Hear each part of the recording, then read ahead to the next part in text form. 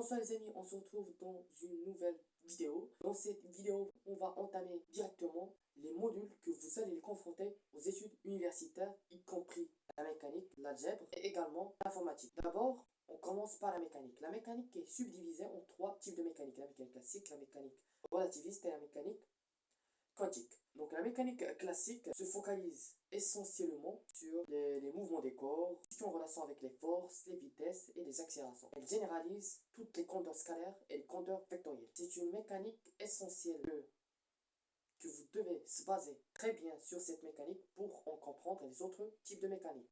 Parce que la mécanique classique est le complémentaire.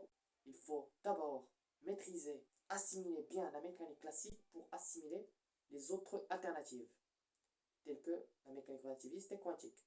Donc la mécanique classique admet d'autres périphériques, telles que la mécanique céleste, la mécanique statique et la mécanique des fluides, c'est-à-dire la mécanique des gaz et des liquides.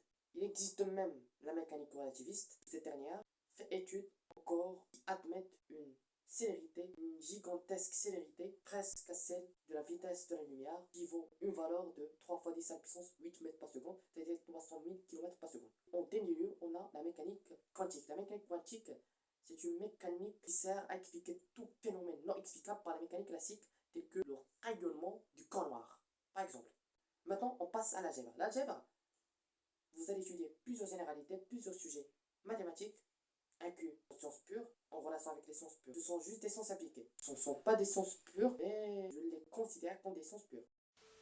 Vous allez étudier en premier lieu la logique, toutes les relations fondamentales, vous devez les maîtriser. Vous allez les trouver au sein de la logique. Puis, en deuxième chapitre, vous allez étudier les applications et la théorie des ensembles. Troisième chapitre, vous allez étudier le code binaire, je pense.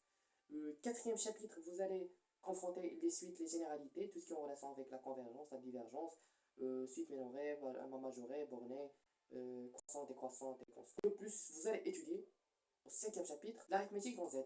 Pour les sciences maths en première année, vous n'allez pas trouver beaucoup de difficultés, de complexité, parce que vous en avez déjà confronté comme ce type d'arithmétique dans N.